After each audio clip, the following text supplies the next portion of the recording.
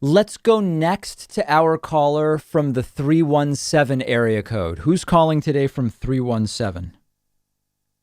Hello, David. This is Belinda, and I just started recently watching you, and thank you so much for last night helping me get through the election. I just want to put that out there. I don't think Thank I would you. have made it through. You made it fun Listen, watching. I barely made it through the RNC. I didn't hear you say again. I was barely able to make it through the Republican convention. I know. And the night before, I've been watching. I was like, I was flipping through the station trying to figure it out. Thank you. But what I want to say is that I'm new to all of this. I never was one to be into politics up until now, And lately, it's like I'm losing so much sleep with, I'm just so scared that we're going to wake up one morning and we're going to have foreign soldiers on our soil because it just feels like he's weakening the the the country. It's scary. It's like I used to be so proud to be an American, a Black American, and now it's I'm getting to the point where I had heard a caller ask, "What is the worst case scenario?" I started to hang up because it's pretty much my answer. Worst case scenario was what my nightmare has been. So my question is, with him doing all of this where he's just constantly breaking the law and not abiding by the rules, and why don't they, and I'm dummy to this right now and just learning, why can't they just all get together and put him out with even knowing the next 4 years with what could come with him being in office again? Why don't they just clean the White House out with all of his people and just move around? Why is he even able to even run for president again? I'm Okay. not understanding. So Linda, here this is a great question. So when you say why don't they just remove him? Who's the they you're talking about? It's a lot of Republicans, I'm sure. They're scared.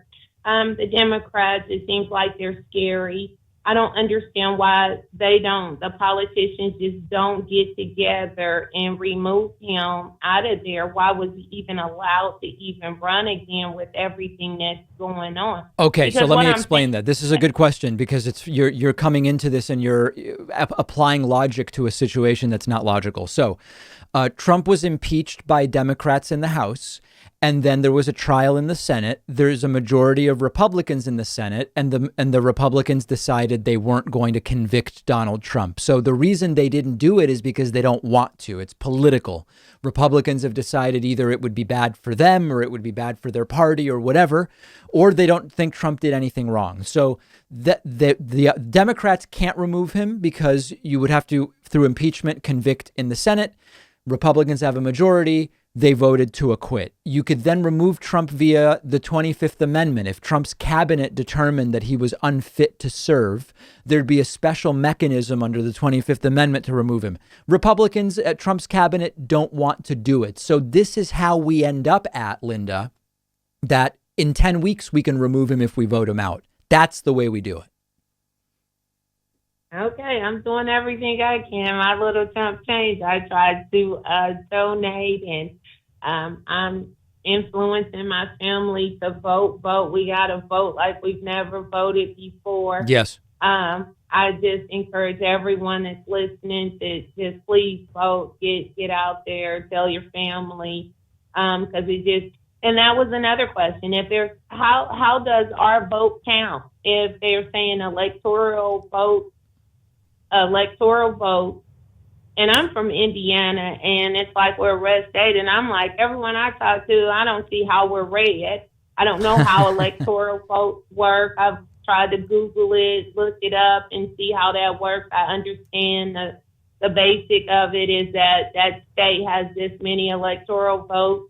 I kind of understand that part, but if the majority of the people that I see, a lot of people, and I know there are a lot of people that are for Republican, diehard Republicans, I get it.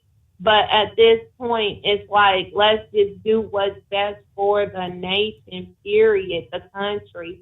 Um, I'm just really scared. And I thank you so much for your broadcast and dumbing it down for people like me to understand. I thank you so much. And I'll try to watch the show tonight, the RNC tonight. I'll try. But sometimes it just gets so to the point where you just want to puke, because even I see all the bad stuff that's going on around here. It's like, it's crazy. All right, Really Linda, crazy. I appreciate the phone call. Thank you so much. Glad you're newly politically engaged. Very important to be doing so.